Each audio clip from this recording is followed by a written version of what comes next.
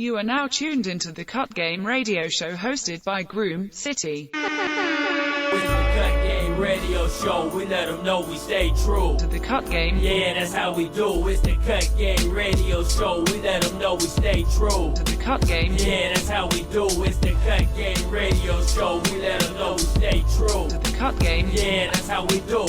The Cut Game radio show hosted by Groom City. That's how we do.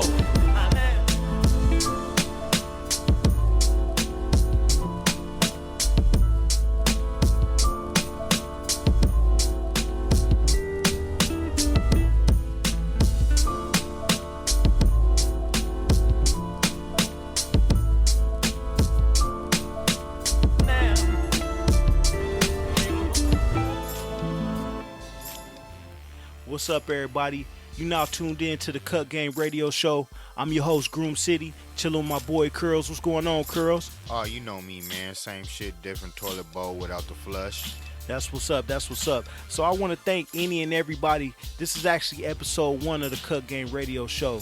And this podcast, this is a unique podcast because we're going to really break down that barbering. We really going to break down the hair game. We really going to break down the cut game. You know what I'm saying? So we're going to speak on off the grid barbering, on the grid barbering, off the grid styling, on the grid styling, talking about barbering on different sets, different movie sets, commercials, different music videos. We also going to speak about hair care, skin care. We're going to also speak about Life topics. We gonna hit y'all with everything. I mean, we gonna hit y'all with beauty and skincare. We gonna hit y'all with wave techniques, and then we gonna get into politics about how your girl ain't acting right. We got it all covered for you on the Cut Game radio show. Yes. But what I want y'all to know is I'm over here with a walking legend. You know what I mean? Tell them a little bit about yourself, twin. Yeah, what's going on? First of all, you see how you refer to me as twin. I got a twin brother. You know what I mean? When I started my journey, I actually followed behind my twin brother. So he actually been cutting a year longer than me. So shout out to Tarai. You know what I mean? But myself, I started my hair journey back in 1998. Unofficially 1994 when I was 14 years old. But when I graduated high school, that's when I really started utilizing these clippers to support myself. So I have to give it up to Chuck Walker out in Just in Times, out in Pasadena, California, because he came and sought me out. When he hired my twin brother, he got that good work, and he was just like, the other twin must be good. So when I came to the shop, I wasn't good. You know what I mean? I'm talking about, I thought I was good because I'm doing some good garage cuts, but it's totally different when you're on that floor. So I had to learn the hard way. So my man Chuck Walker, I'm talking about now, you talking about living legend now. That man's a legend. You know what I mean? Absolutely. Just in Times. Absolutely. Pasadena, that man's a legend. And he set me down and he trained me. Man, these people had commercials back in the 90s where if you wasn't on TV in black, you wasn't finna get no commercial. Yeah, it was like some Just For Me commercials. For real, for real, for real. You know what I mean? But he set me down and not only did he show me techniques regarding barbering, he called it his European feather fade. Not only did he show me the techniques of the European feather fade, he showed me about the game. And the part of the game that he shared with me was the hungriest shark part of the game. So I had that shark in me. You know what I mean? That shark in me early on. I'm 18 years old. My first introduction to barbering is from a for real shark. So I just had a hunger mentality. I just always want to seek knowledge, you know what I mean? And anybody in my way, I punished them, you know what I mean? That's the kind of mentality I had, because when you working, a lot of you, it's probably barbers out there listening from all walks of life, but the barbershops I worked in was battleground. Let's put quote unquote, they was urban, you know what I mean? They was battlegrounds. Let me keep it 1,000 for our listeners. See, we ain't finna be PC around here. We finna keep it 1,000. He talk about a barbershop where if your cut wasn't right, you might get shot type barbershop. Yeah. You understand what I'm talking about? Yeah, we talking about where you might have a client in the chair high off Sherm. You know what I mean? You might have a barber next to you working high off Sherm. You know what I'm saying? So I'm in an environment like this at 18 years old, and you have to be about yours. Like, that's the whole thing. Like, You got thrown in the Shark Tank when you wasn't like. That's the best way to get ready, in my opinion. Yeah. Like when you don't know how to swim, you throw somebody in that water, and hey, look, either they mind is gonna prevail, or they gonna drown. And be down there with the Titanic and that jewelry that old white hoe was looking for. Yeah, I mean, it's a culture shock too when you go to lay a client back for a razor shave and his pistol fall out of his pocket. And that's some real stuff. That's not just, I'm not just saying that. And that happened more than once. All authentics, people. All. You know what I mean? So I mean, that's a culture shock, especially coming from where I came from. You know, I came from a suburb type area. But I thank Chuck for sitting me down and showing me this type of barbering, because I have that in my background, and that in my background allows me to survive in any situation. You know what I mean? So as I was under Chuck Walker, I got good. I perfected that European feather fade.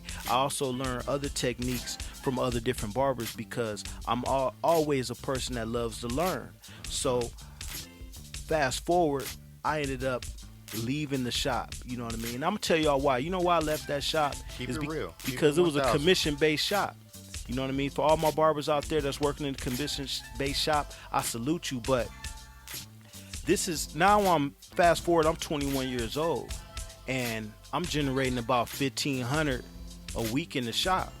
And out of that $1,500, I say 90% of those clients is calling my number. So even though I had respect for Chuck, I had respect for his establishment, that 70-30 is not cutting it. You know what I mean? Now I'm giving him close to $400 a week commission split. So guess what I do? Plus you gotta add on the booth rent. Nah, it wasn't booth rent. This is commission-based shop. Oh, okay. So with that commission split, when you got a commission split like that, I had to take the commission off and split. So I ended up finding a booth rent shop. You know, and that booth rent business model is the model that works when 90% of the people you cut called your phone and sought your services. You know what I mean? So now I'm in a shop, Headliners, north of Pomona, California. In between Laverne, Pomona, and Claremont. And I'm paying $100 booth rent. Now you got haircuts is going up. The price of everything is, you know, it's higher, because I'm talking about in 2001, I was doing $10 men's cut and $8 kids cuts. That was pretty much the average, you know what I mean? So now, you know, we up to $15 for men's cut and $10 for the kids, you know? So, I mean, to me, I thought I was doing well. You know, now I'm 23 years old and making about $1,800 a week, you know, is what I'm grossing. And as I'm enjoying myself doing this, I realized that time just flew past. You know what I mean? Now I'm just sitting there stagnant. You know what I mean? You was a dead barber. Dead barber. I didn't realize that I was actually forming a coffin for myself, for my dreams, for my career. And that coffin was a $1,600 to $1,800 a week coffin. Why don't you explain to the folks listening to us what a dead barber is, or what you may interpret to be a dead barber, twin? To me, a dead barber is just, first of all, to me, a dead person is when they don't have a global perspective on things. You know, they just think in their little box. You know, I feel like an effort on all people, anybody, especially someone who's self-employed, is you got to always get out the box. You know what I mean? Always get out the box. I know they refer to the box as a paradigm. You always need a paradigm shift. You can't stay complacent. I don't care how good it is, how comfortable it is. You got to create some type of situation to get uncomfortable. Complacency is laziness at the end of the day. When you get stuck in one spot and you've been doing it for so long, repetitiously, you're going to get used to doing it and it becomes easy. But you got to throw something in there. Throw something in there, twin. Let them know. Hey, you know, I say it's based off of fear. People are scared to not change up things because they're going to be uncomfortable. Who wants to be uncomfortable? But any type of growth requires you to be uncomfortable. So guess what I did? I made myself uncomfortable. I made myself uncomfortable by taking the money that I had saved up, which wasn't much. You know, when you making cash money every day, especially when you know, a younger cat, you gonna have an immature way of thinking. You know, if you making $300, $500, $600 a day, you feel like you can spend $300, $500, $600 a day, and that's what I did. You know what I mean? But I became uncomfortable. I bossed up. I took my crumbs and made me a crumb cake. My barbershop, my first barbershop, I considered a crumb cake. I took my crumbs and I opened up me a shop in 2010 at 30 years old. So from 23 to 30, I was in that $1,600 to $1,800 a week coughing. And I got out of that boy. And I opened up me a shop in 2010 at 30 years old with very little money. And that first year was rough, extremely rough. But I got through it. And after the first year, we was rocking. You know, I was able to see some profit. You know what I mean? Now I'm becoming comfortable again. You know what I mean? I'm becoming comfortable again. And But there was other entities that made you comfortable. like what? Moms. Yeah, I forgot to tell y'all. Yeah, when I opened up my shop, my mom ended up opening up a soul food restaurant right next door. So you talking about comfortable. I'm comfortable with the money I'm making. Comfortable with that gut you got on right now. Hey, then I'm going next door getting fried chicken, black-eyed peas. I'm talking about every day. Fried fish every day. I was going there twice a day because I worked there. You know what I'm saying? So, I mean, Curl's been there through the struggle. I mean, Curls, tell him. Now we're going to get back to my story because it keeps going. Like my man said earlier, you know what I mean? That Groom City is a novel, not a chapter. So, yeah. Curls, let him know, because my man Curls, now he's a prime example of an off-the-grid barber. Let him know about your start. Well, you know, for me, man, I remember being a little fly guy, maybe 11, 12 years old. One of the older cats who was around at the time, real fly cat named Maurice up out of Pasadena. And he had seen the way my curls was coming in. He was like, man, you need to rock it like this. But, you know, at this point in time, my pops had shipped me up out of L.A. and he wanted me to go to, like, you know, a different type of environment. So I was out in school in Alhambra. Now, you know, we talking about nothing but Asians and a sprinkle of Mexicans, and then you got a speckle of blacks in that city. You know what I mean? When at my middle school, I was probably the third black person who ever been there. So, you know, he trying to groom me into that, you know. He tells me on how my stuff finna grow ahead of time. Now his crew was like just basically what my crew had came to be in high school, and I wanted to be able to take care of myself. So I started searching into that. Like, what do I do to groom myself? What hair techniques? What gels do I use? What clippers? All these things that you may need. See, because you could be a licensed barber and still look like crap. I'm pretty sure there's a lot of you guys who go into barbershops and look at cats that's like, I'm not about to get my hair cut by him. But you would never look at me like that. You would look at me like I want that nigga to throw a new cut on me and a new fit. Because that's what I do. I'm an off-the-grid stylist. But I've been here with Twin for a long time, rocking. I mean, he gave y'all a brief history, but I can remember long days up in Headliners. Long days. You know what I mean? Long days up in Groom City when he first opened it. You know what I mean? I can remember long days, you know, when we all got complacent at Groom City, you know. And I can remember when things kind of don't go your way, it's another way to fluctuate in growth. You know, my co-host actually had to deal with a lot of trauma and drama, and strife as he was getting his own. Now look, when he bring up the drama, I mean, we could talk about the drama right now. Me personally, I'm an optimistic person. I'm a positive person, so I just like to keep it in drive. But let me hit reverse a little bit.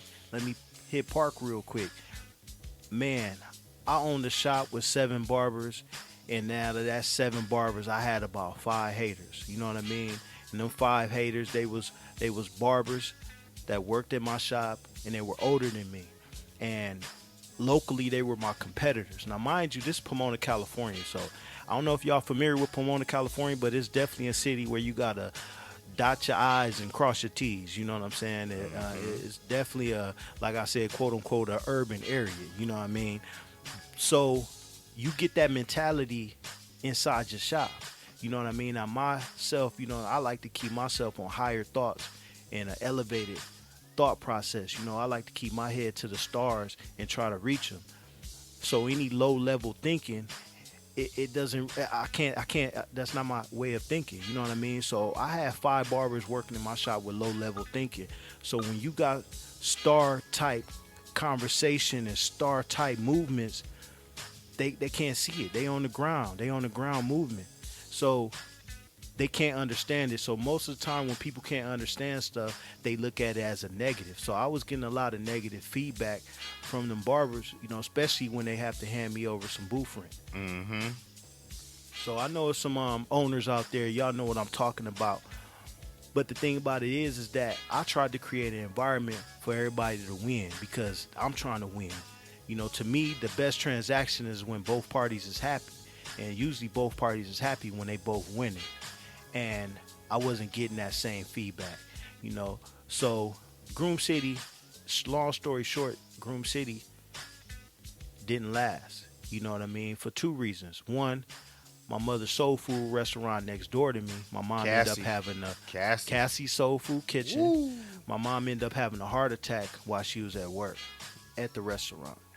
Now, that heart attack was vicious. You know what I mean? It set her down for a couple months, and during those couple months, the restaurant was closed.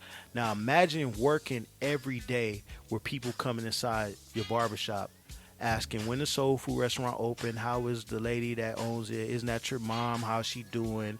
Imagine letting people know she's not doing well every 2-3 minutes. So after about 2 months, I couldn't take that. Man, I couldn't take that. That had to be the most, man. Matter of fact, man, thank God for Obamacare, because that's how my mom got the operation, so she can get the defibrillator and whatnot inside of her chest. You know what I mean? So, but anyways, I closed down the shop. I called the owner. My mom got our lease because of health reasons. I called my owner. He already knew what was up. You know what I'm saying? He was a solid person, so that's how I got out my lease, and I became off the grid. You know what I mean? And that's why I got a lot of respect for my off-the-grid barbers, because now I'm supporting my family. You know, I got a wife and 2 kids, you know. I'm supporting my family with a bag of clippers, going from hotels, house calls, cutting them in my garage, cutting them in my homie's garage, just getting it the best way I can. And I actually got it. I was able to support. I didn't miss a beat. You know what I mean? You made it do what it's supposed to. I mean, check it out, man. Any way you gonna reap blessings out of a situation like that, you had to, because God isn't gonna give you anything. You know what I mean? You know, as we embark on this journey that we doing on this Cut Game radio show, I want you to treat our listeners like they family. So don't sell them short, twin. Let them know about them blessings when you talking to them, man. Yeah, man. Definitely a blessed environment, because during this time, this transitional time in my life, I got blessed. Shout out to Karen. Mm-hmm. I got blessed with cutting on my first motion picture. I was the head barber on a film called Supremacy, where I was cutting Derek Luke. You guys may know him from Antoine Fisher. And I was cutting Danny Glover. Mm-hmm. His picture right up there. And the day rate was pretty attractive. You know what I'm saying? I bet it was. So for 28 days, I was on that shoot. And I ended up getting cool with the director. Shout out to Deion Taylor, the producers of the film. But once I got on that project, I never looked back. So now I'm off the grid cutting. I'm cutting on movie sets. See how God sustaining me? Mm-hmm. I didn't miss a beat. Now I'm cutting celebrities, you know, Ruben Studdard, Derek Luke, ended up cutting him up after the movie. He ended up becoming one of my clients. Just maneuvering, just cutting celebrities now. You know what I mean? So my off the grid game was really supporting me. You know what I'm saying? Really supporting me, you know, to the point where I ended up not reopening another barbershop, but I ended up opening up just a little loft so I can groom my clients, and then from there go on to movie sets. So that's how I've been conducting my business That since that I that very closed Groom City. that very first loft, man, was kind of like epic, bro. Oh, I yeah. remember when you told me, hey, Curls, I got a new spot, man. Come through. I'm like, what? I'm like, man, I'm finna go to Puerto Rico at the time, right? You know what I mean? I'm trying to, get my stamina up, my young jet fuel. And he told me, come check it out. He like, man, I'm gonna cut you up. Man, I go in there, man. This nigga got about 1,000 people waiting for a cut. He got niggas in the hallway waiting for a cut. Like, what type of shit is that? Hey, when I'm right now, I'm speaking to the barbers out there, man. When y'all boss up, and y'all really rocking in the shop, man. If you go get you a loft, you will trip on how engaged your clients will be with you in your career. Most definitely. And they'll definitely step the money up. You could step the price of your haircuts up. You would just love it, you know what I mean? Yeah, you won't have the barbershop environment, but just think about it though. Half the time y'all in there arguing, half the time y'all in there debating. And you trying to block your clientele out from some type of negative vibes. Ain't all barbershops copacetic to bring your kids through. I know I'm very selective in that, me being from Los Angeles, I won't even take my kids to most barbershops in Los Angeles. They gotta be copacetic for the family, And one thing I can say about Twins businesses, even from his loft to his actual Groom City barbershop that was open in downtown Pomona, it was very kid friendly. Like, I brought my son through there, and it was all love. Like, that's what you want. Yeah, that's definitely what you want, because I'm going to let y'all know right now, catering to the little hip type crowd, they real fickle. You know what I mean? But if you keep yours real solid and family-like, that money is always strong, because families just always grow. You know what I mean? People always mature, So I never really follow no trends. I always did me. You know what I mean? And when you do you're going to do you well. You know what I mean? I'm not trying to do nobody else, If I was going to be successful, I had to be successful with myself. I couldn't be successful doing what other people were doing. I had to do what I believed in and what felt real to me and felt true to me. Also, right now, I want to speak to the barbers Tell them. out there. I don't care how long you've been cutting. Tell them. I just want to salute y'all, man, for taking time out and investing your time in this career and blessing people. People really like Take advantage that of new hair. cut. They Wait, coming out wait. your chick. Before you even hit them with that, man, they a lot of people take hair for advantage. You know what I mean? They don't understand how important hair is, man. They don't understand. Man, hey, I'm gonna tell y'all how important hair is, man. You either trying to grow it, you either trying to remove it, you either trying to color it, you either trying to braid it, you trying to weave it, you trying to pick it out, you trying to wave it, you trying to lay it down.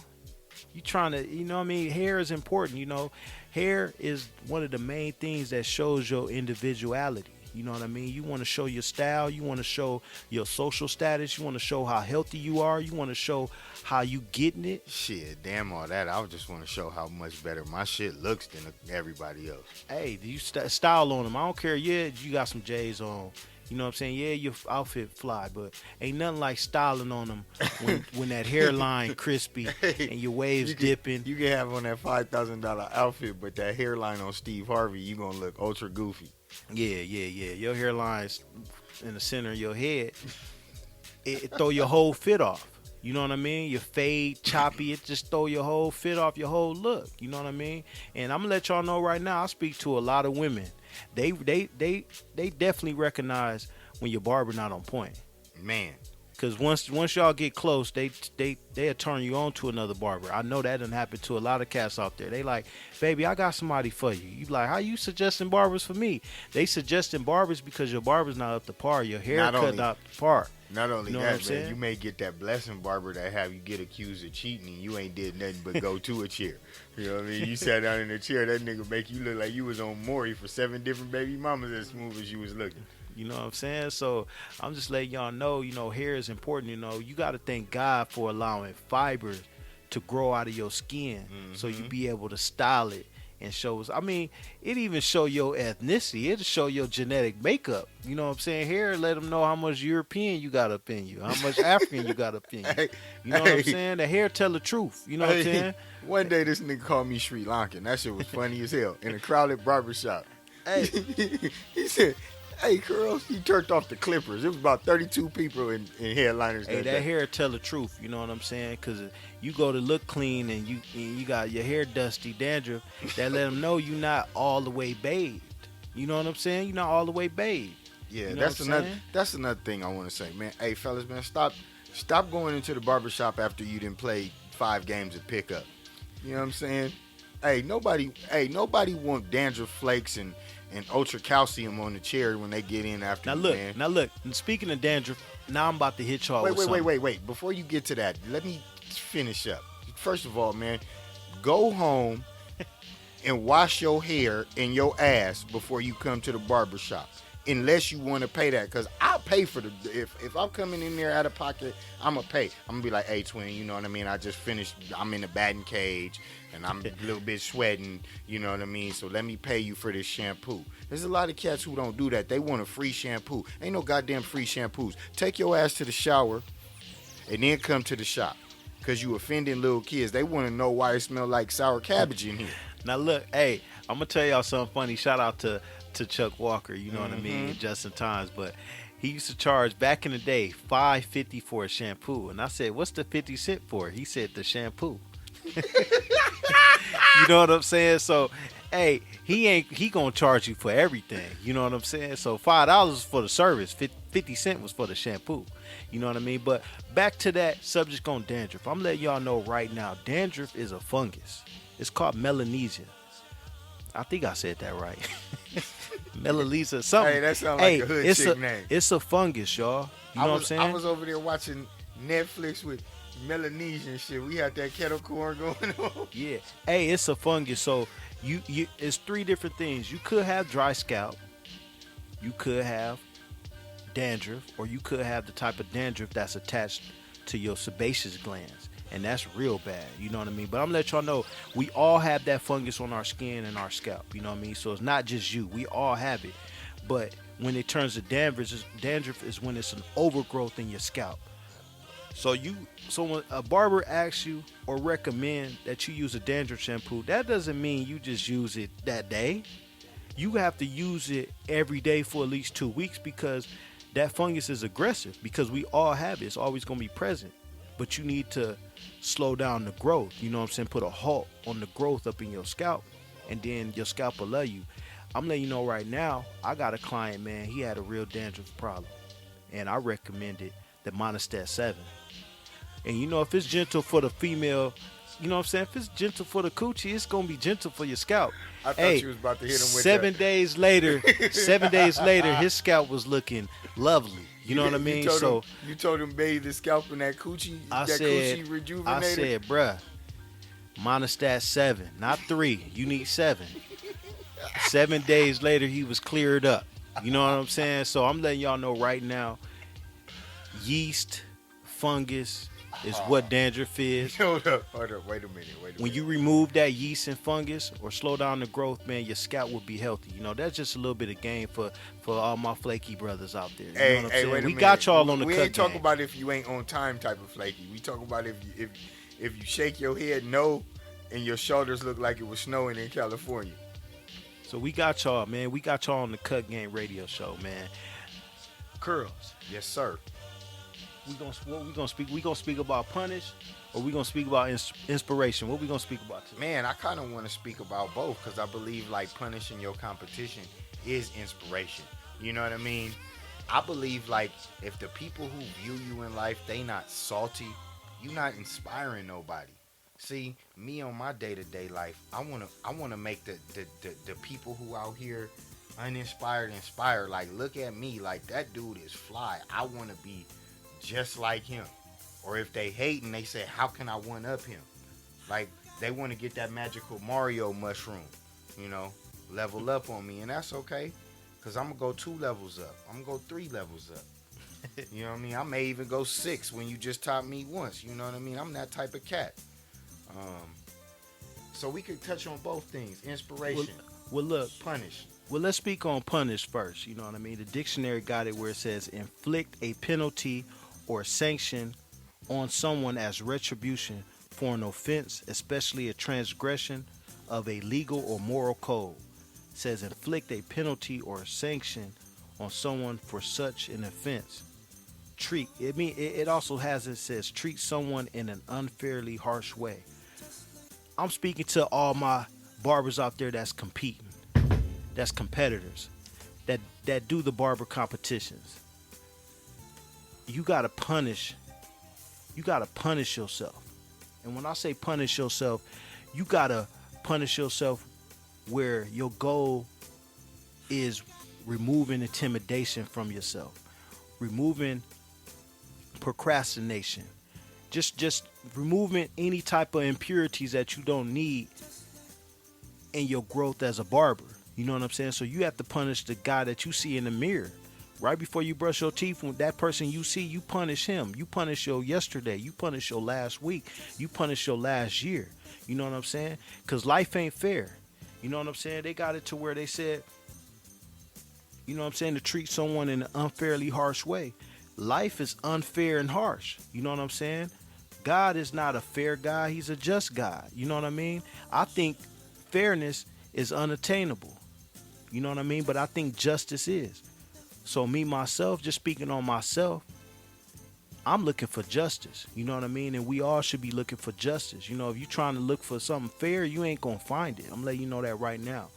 So I use the word punish a lot because I like to apply pressure on myself. You know what I'm saying? I like to punish myself for behavior that's not conducive to my future. You know what I mean? And as I keep punishing myself, I'm disciplining myself. And then I'm able to see the results I'm looking for. You know what I mean? So if you're willing to punish that guy that you see in the mirror before you brush your teeth, then anybody stepping your way, you're going to punish them. And to me, this was a successful method that I used when I was out there competing as a barber, and I brought home trophies. You know what I mean? So right there, that's a little tidbit for my people out there that's competitive. Anybody out there with a competitive nature, you know what I mean? Punish them. Stay punishing them. You know what I mean? Never let up. Stay on the gas. Keep mashing, because you got a destination to hit. You know what I mean? So Curls, Yes, sir. drop something on him. Man, since he touched on punish, I'm gonna touch on inspiration. Let that when you fall on your face, getting back up, be your inspiration. Like, man, I did that. Let your hardest hardship be your inspiration to do better. If somebody wronged you in a way, don't go at them on social media or argue. I want you to get better in yourself. Get better. Pick up them clippers. If somebody cut you off with a walk-in, or, you know, cut one of your clients, man, step your clipper game up. Let that be inspiration to where you cut somebody here and they won't dare get in another person's chair.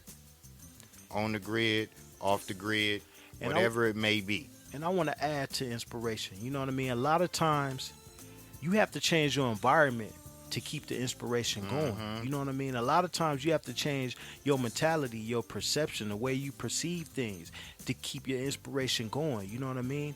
If you looking through life through a dirty lens, you're not going to be inspired. Everything is filthy. You know what I mean? So you got to do what you need to do to clean your lens. So when you look at things, when you look at your future, when you look at yourself, you know what I mean? You see it from a clear lens. You know what I mean? And the clear lens is really that truth. You look at it from a truth, and you got to base everything off trajectory. You know, you might have a grimy, dirty situation right now, but you got to see what you capable of and use trajectory to see where you going to be and get inspired. Be around people that's inspirational.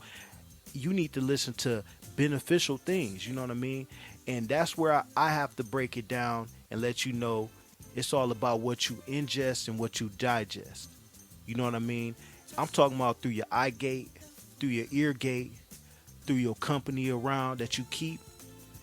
What you're around and what you chew on is what's going to come up out of you. You know what I mean? So you have to cut off certain friends. You might have to cut off some TV. You might cut off a relationship, you know, certain environments, certain even ways you go to work. You know what I mean?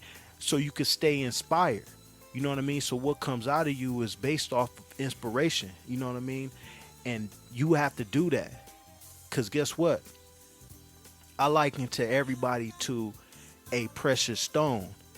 Some people is diamonds, some people rubies, some people emeralds or whatnot. But what it takes to process a diamond, because you know when you see a diamond, if you don't process it, it just look like old tooth. You know what I mean? But when you do what's necessary to process that diamond, and when that light hits it, we able to see the beauty of it. You know what I mean?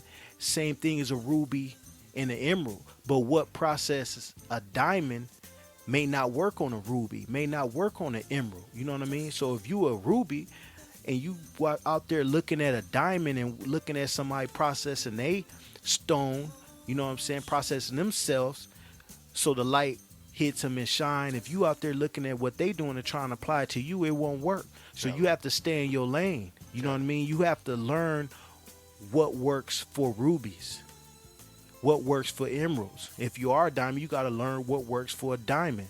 A diamond, you might have to, it might be a little harder for you. You know what I mean? They say you got to use some certain hard tools for a diamond to process a diamond. So yours might be harder. You might see the ruby and you're like, man, why when he or she does something, I'm able to see some shine on them. I'm able to see the light reflect from them. But when I do that same thing with me, it doesn't work. Yeah, because you're a diamond. Mm-hmm.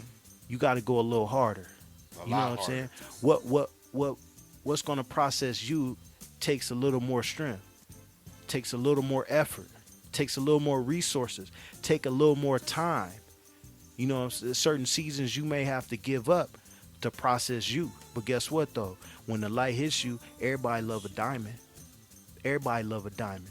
So you gotta stay in your lane. You know what I mean? And stay inspired. Don't be around people that's trying to process some charcoal. You know what I'm saying? Charcoal, all you do is light it one good time and that's it. You don't sit charcoal and nothing precious in your house. That's outside, inside the barbecue pit. You know what I'm saying? Yeah, it got some use to it, but once it's used up, that's it. You know what I'm saying? So you can't be around charcoal. You can't be around certain environments. You got to be in a whole nother lane. You know what I mean? Because you got a destination. You got goals. You know what I'm saying? You trying to turn from something that look like a dirty tooth to something that's shining, that somebody putting on their finger. You know what I'm saying? So yeah, that's what I had to drop on y'all right now. Now look, I'm letting y'all know right now, if y'all gonna be tuned into the Cut Game Radio Show, y'all gotta work on your soil. You gotta be some good soil, because we gonna be dropping nuggets, we gonna be dropping seeds, we gonna be dropping jewels. So y'all gotta be some good soil. You know, and when I say good soil, when you checking out the Cut Game Radio Show, you be in a position to receive. I want you to be in a position to receive. You know what I mean? Keep your ears open. You know what I mean? We gonna really try to spill out information to get you in the best place you can be. You know what I mean? Especially dealing with hair. You know what I mean? This is the industry that I dedicated a large portion of my life to. And I'm gonna let you know exactly what I know. You know, I have shop ownership. I own shops. I competed in barber battles. I won some and I lost some. I traveled and did hair shows. I cut so far on 11 movies. Real movies. I did 2 music videos. I did 1 commercial. So if you want information on taking it to that level, I'm going to share that with you. But you need to be open, because this information, I'm just going to spill it. You need to be open. You know what I mean? So just want to share that with my listeners right now, that you got to be open to information.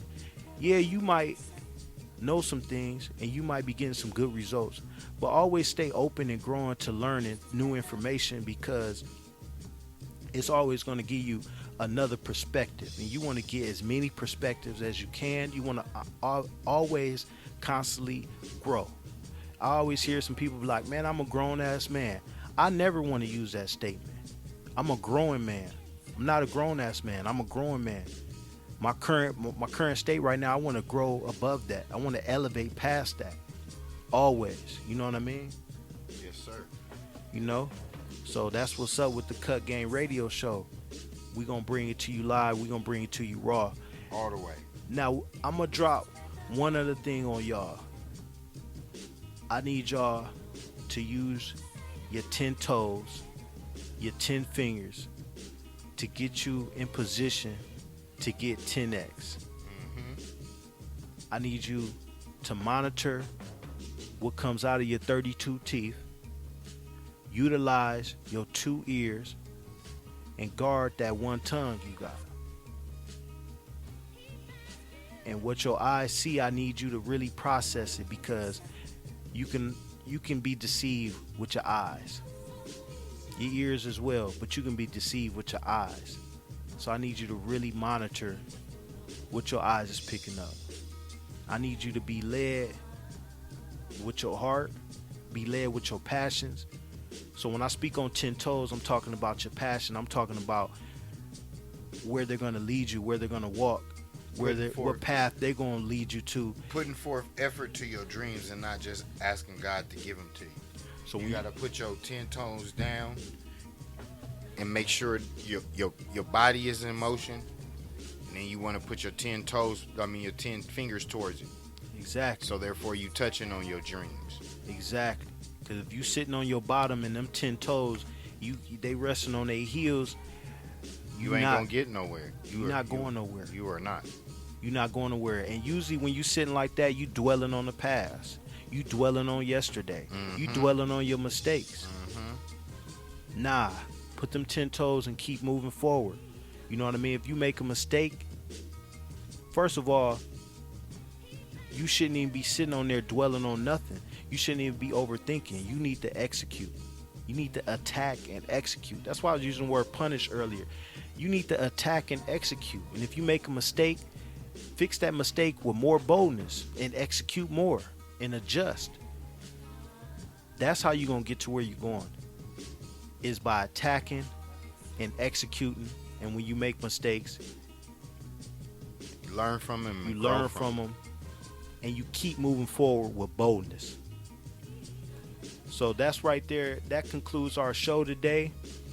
I want y'all to check out. If you got any questions, hit us on our Twitter at thecutgame. Hit us on Instagram at thecutgame. You can even email us at thecutgame@gmail.com. You got anything to say, Curls? Man, I just want everybody to understand how blessed you are if you woke up this morning and you got a big old lung full of air. If you opened your eyes and you could see the sunrise or the rain coming over California. Don't let anything that you're going through stress you to the point that you can't go out there and make yourself better. I want everybody to respect yourselves, respect your competition, pick up them clippers, and keep it groomed. That's what's up. That's what's up. All right, y'all. Peace.